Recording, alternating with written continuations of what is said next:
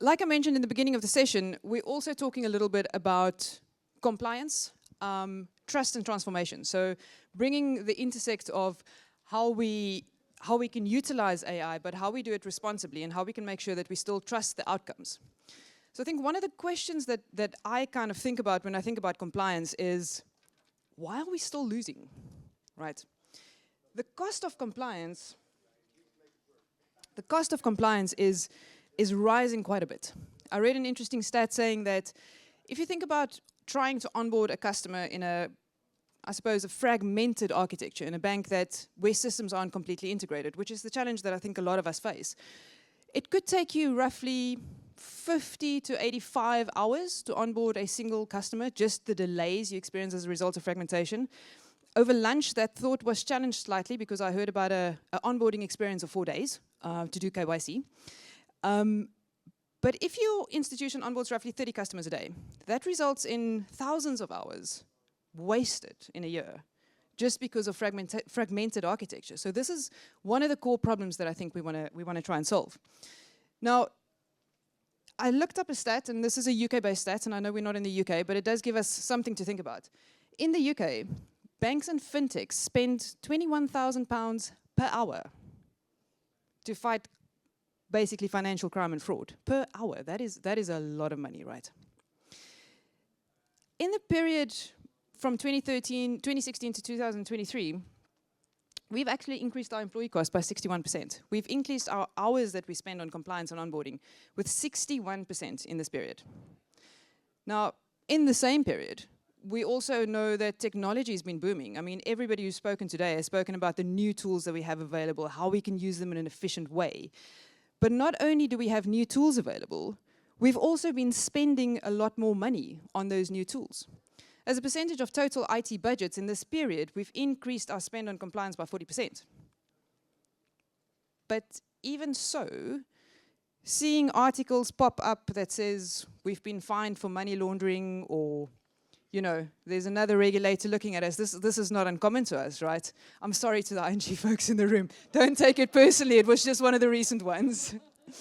But this is still, it doesn't shock us to see these articles in the news, right? So if we keep on spending more and more, but we're achieving ultimately less, it feels like we're going wrong somewhere. I need to speak a little bit about regulation because the regulation is a lot in this space, right? And I heard somebody speaking about it earlier. We all know about AMLA. We all know about the changes coming. We're all worried about what this means, especially for the 40 banks who will be at the top of their list from 2027 onwards. I'm not going to go into the detail. I think you know the detail, but I think the key thing that I'm trying to get across here is that regulatory pressure is increasing in this space. We're trying to innovate. We're trying to do things better. We're trying to do things faster, but we can't get away from the fact that we still need to comply with what the regulator wants us to do. One of the key things I do want to focus on is the fact that regulators are not only looking at these isolated incidents anymore. They're not looking for named cases where we did something wrong. They're actually now looking at complete architecture failures, where our architectures aren't integrated. They're looking at areas where our controls are disparate and removed from the systems that we use for our onboarding and our compliance. They're looking beyond those individual cases now. So I think it is important that we figure out, how do we fix the root cause? How do we make sure that when we do transaction monitoring, it's not on old, outdated data, but it's on recent data. It's on data that's integrated and that you actually know and understand where that customer comes from. If I think about the space, I think that it's not complicated, right? So I've tried to take a very simple situation here.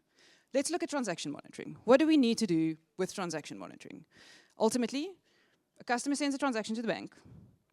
We need to run it through our monitoring processes. We give it a risk score, right? That risk score says, do I need to investigate this customer? Do I not need to investigate this customer? Then I start with my investigation. Sometimes it leads to nothing, sometimes it leads to something, and I raise a suspicious activity report. It's simple, right? It's a process that we can follow. But is this really what happens in the back end? Because I don't think the process itself is what we struggle with, right?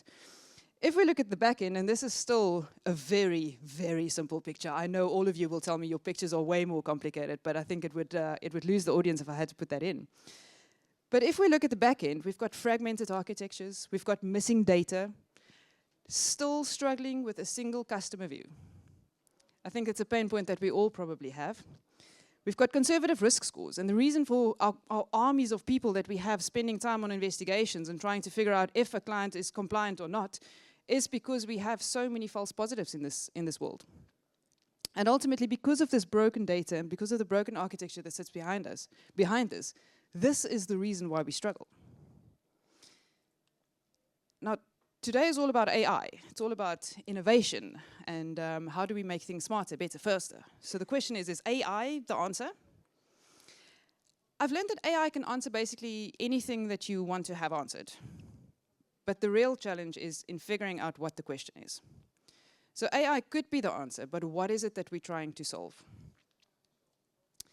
We have been using AI more in this space.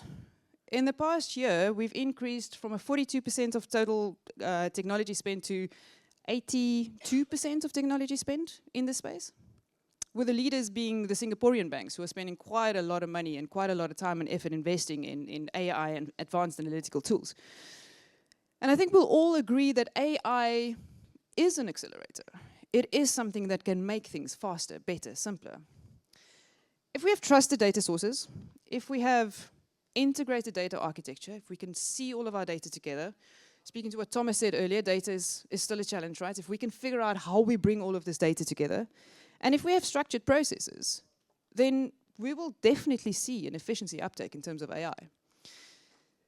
A case study recently found that Coveo, who's an insurer in the UK, they've increased their fraud hit rate. So the industry, I suppose, norm in terms of insurance fraud hit rate is about 20 to 30%.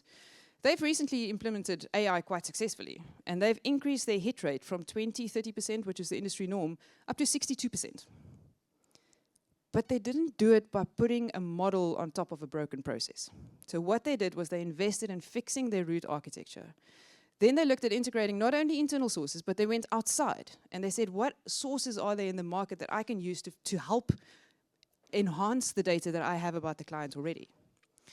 When their models delivered outputs, those outputs were not without providing clarity in terms of the risk drivers. Why are you seeing this as a risky client? Explain to me what are the things that scared you as an AI model about this client. And ultimately, very importantly, they left the decision-making with the human. So when AI produced all of this enhanced processes, the ultimate decision was still with the human.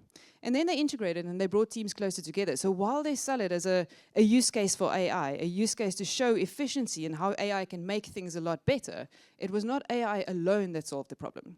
It was also looking at the underlying root causes. The flip side of this coin, unfortunately, is that AI is indeed an accelerator. If we have bad data, if our architectures are not integrated, if we are fragmented, if we struggle to bring the different data sources together, if we have broken processes that we're trying to fix by putting a model on top of that, we are also going to accelerate our problems.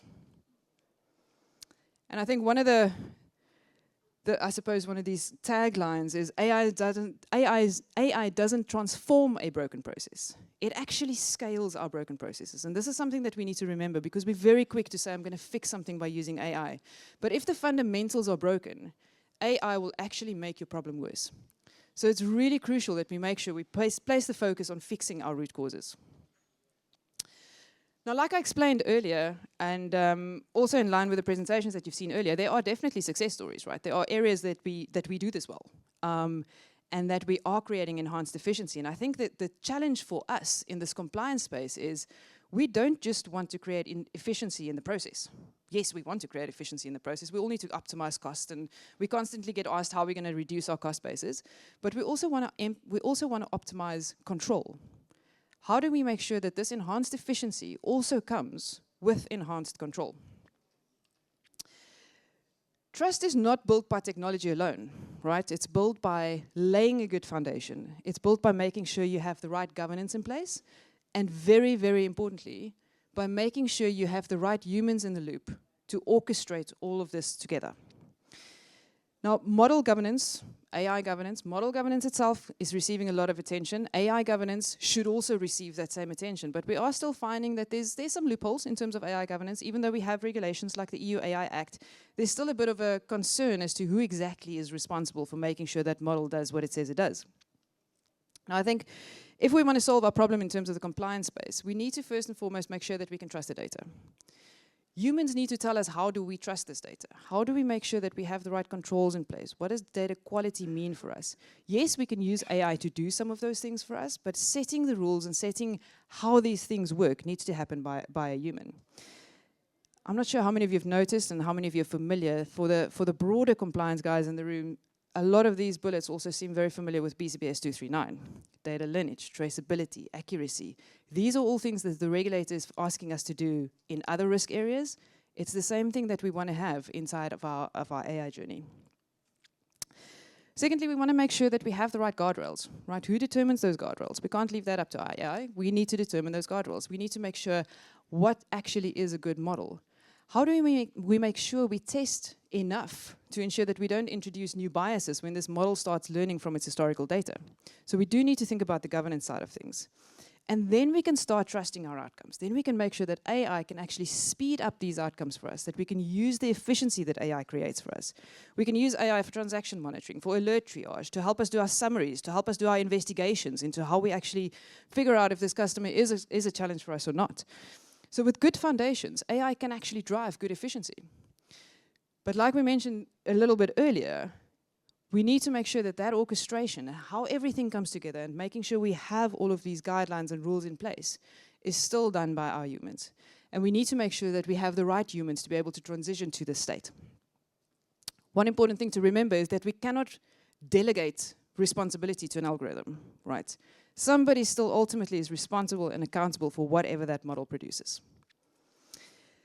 Because I've also been asked to speed things up to make sure we get to drinks, I'm going to wrap things up and basically say that if we look at the process that we're trying to automate, like we said earlier, I took a process in the compliance space. Not every process is this simple, but we need to focus on our high priorities, right? If I can leave you with 3 things, we need to focus on fixing the broken pieces. The broken pieces is our architecture, it's our infrastructure, it's our quality of data. Let's start there, right? Then we can deploy all the fancy tools. We've heard about the fancy tools. We know there's more and more, and we can't even keep up to date with all the names of the fancy tools, but then we can deploy AI to create efficient decisioning. And finally, we need to make sure that we can then use our resources in targeted and efficient ways. We still need those resources. Those resources need to adapt their thinking. They need to do things slightly differently. They're still ultimately responsible for setting the risk appetites, for making sure we decide things within our own bounds. But I think the challenge for us is not necessarily always reducing those human resources, but using them in an optimal way that can actually help us along our compliance journey. Now, in the interest of time, I'm actually not going to take questions right now because we do have a panel discussion a little bit later, and I'll be part of that panel discussion as well. So I'm going to ask the next speaker to join us up front. Thank you. A little bit about our next speaker. So our next